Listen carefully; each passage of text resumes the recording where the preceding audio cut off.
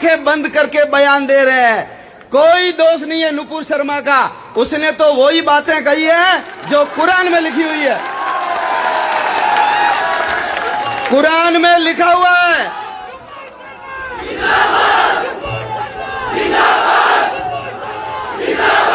कुरान में लिखा हुआ है कि धरती चौकोर है। बोलो, धरती चपटी है या गोल?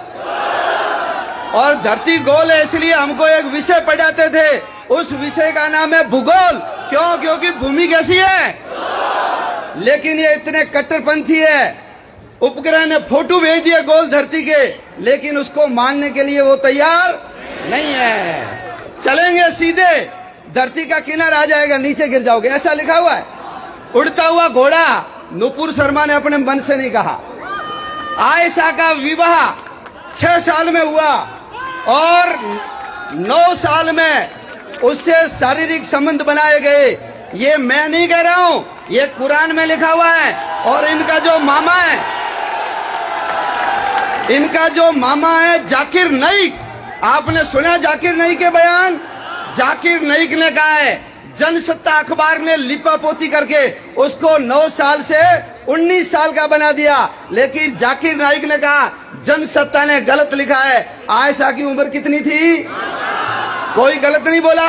मुल्ले और मौलवियों को आगे आकर के बोलो, स्पष्टीकरण देना चाहिए कि नहीं देना चाहिए? लेकिन जाकिर नाइक बोलेगा तो कोई विरोध नहीं करेगा, और हमारा कोई व्यक्ति बोलेगा तो सारा आसमान सिर के ऊपर उठा लेंगे। कारण हिंदू जग रहा है, उनकी हालत खराब हो रही है। हिंदू जग गया तो मेरा क्या होगा, तेरा क्या होगा रे कालिया। आपने वो गीत सुना होगा ना, अपनी तो जैसे तैसे, थोड़ी ऐसे या वैसे कट जाएगी, आपका क्या होगा जनाबे आली। तो आपका क्या होगा ये जानते हैं, इसलिए ये विद्रोह कर रहे हैं। भाइयों, मैं आपको कहता हूं, आपने रामायण पढ़ी हो नहीं पढ़ी हो कोई बात नहीं, गीता पढ़ी हो नहीं पढ़ी हो कोई बात नहीं, वेद देखे हो या नहीं देखे हो कोई बात नहीं। आप सबसे निवेदन करता हूं, आप कुरान पढ़िए। क्या पढ़िए? कुरान। और यदि कुरान पढ़ोगे तो आपको समझ में आ जाएगा गीता क्यों पढ़नी चाहिए। जब तक कुरान नहीं पढ़ोगे, आपको गीता क्यों पढ़नी चाहिए समझ में आने वाला नहीं है। इसलिए सब लोग हिंदू धर्म ग्रंथों, हम तो चलो बचपन से माता पिता, दादा दादी, नाना नानी हमको संस्कारों में सिखा देते हैं, जो हमारे धर्म ग्रंथों में वो हमको बता देते हैं, प्रैक्टिकली बता देते हैं। लेकिन उसको नहीं पढ़ते, उसको पढ़ेंगे तो आपको सब चीजें समझ में आ जाएगी कि ये जो बातें हैं उठ कहां से रही है। और जब उनकी पुस्तकें उनको अधिकार दे रही है, मारने का उनको अधिकार दे रही है, तो फिर ये लोग क्यों नहीं मारेंगे। इसलिए कई देशों के अंदर कुरान के ऊपर क्या लग गया है, बैन लग गया, प्रतिबंध लग गया है। कारण सब चीजें वहां से निकल रही है। इसलिए आप सब लोग कुरान जरूर पढ़ना, आपको सारा चित्र समझ में आ जाएगा। भाइयों, हम सब लोग संगठित थे, एक थे, इकट्ठे होते थे, यज्ञ करते थे, पूजा करते थे, सत्यनारायण की कथा करते थे, कुंभ में जाते थे, मंदिरों में शाम को इकट्ठे होते थे।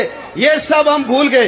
त्रिकाल संध्या करते थे, हम सब भूल गए। लेकिन हमारी बातों को उन्होंने पकड़ लिया, इसके कारण आज वो मजबूत और आगे बढ़ रहे हैं। अपने को भी, जिसके कारण हम महान थे, जिसके कारण हमारी संस्कृति और सभ्यता के डंके दुनिया में बजे, वो चीजें हमको वापस करनी पड़ेगी। और उसमें से जो सबसे पहली और आवश्यक चीज है, वो चीज है जो आज सब लोग इकट्ठे हुए हो, हम सब लोगों को मुट्ठी की तरह बंधना पड़ेगा।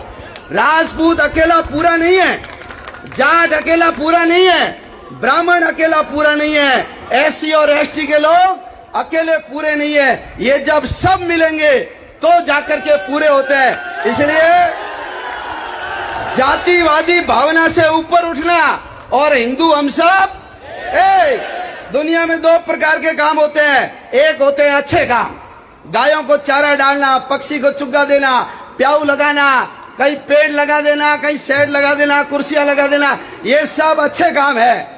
लेकिन दूसरे काम होते हैं आवश्यक काम।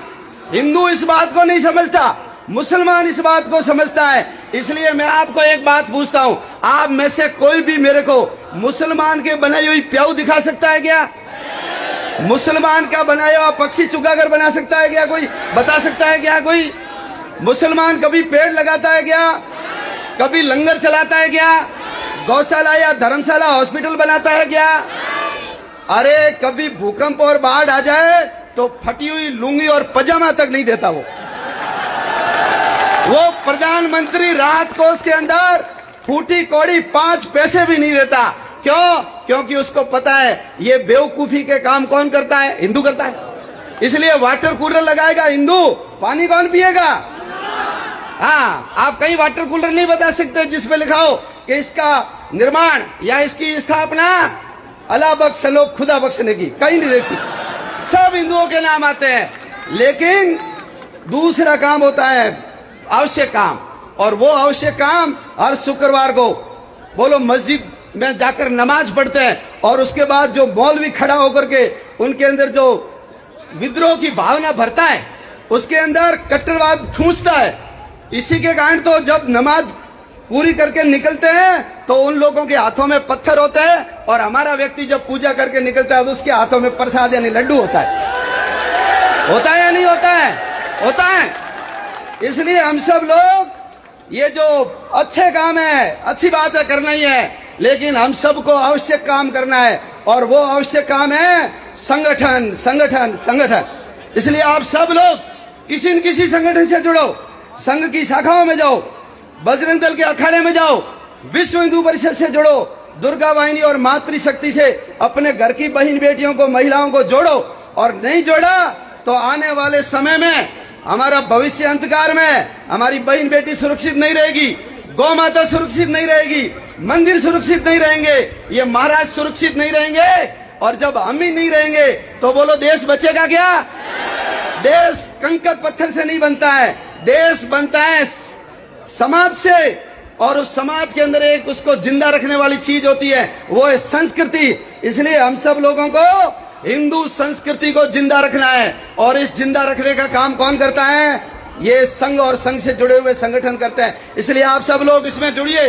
क्यों? क्योंकि ये महत्वपूर्ण काम कर रहे हैं, इंपॉर्टेंट काम और इमरजेंसी काम। इमरजेंसी काम है संगठन का, वो ये संगठन कर रहा है। आप सब जुड़िए। सद्गुण विकृति, हम घर में देवताओं के फोटो लगाते हैं, सबके हाथ में हथियार हैं, लेकिन बोलो हमारे घर में हथियार मिलेगा क्या? यदि कन्हैया जी के आसपास की दुकानों के अंदर, सबके अंदर यदि लठ होता, यदि फावड़े का डंडा होता, छोटा मोटा लोहे का सरिया होता, तो बोलो वो दोनों अपराधी वहां से जिंदे जा सकते थे क्या? नहीं जा सकते थे। तुम भवानी का फोटो लगाओ, अष्टभुजाधारी 8 हाथ है, लेकिन घर के अंदर तो सब्जी काटने का अच्छा चाकू भी नहीं है, तो भवानी आकर के तुम्हारे जैसे लोगों की मदद और रक्षा नहीं करेगी। आपको हथियार उठाना पड़ेगा।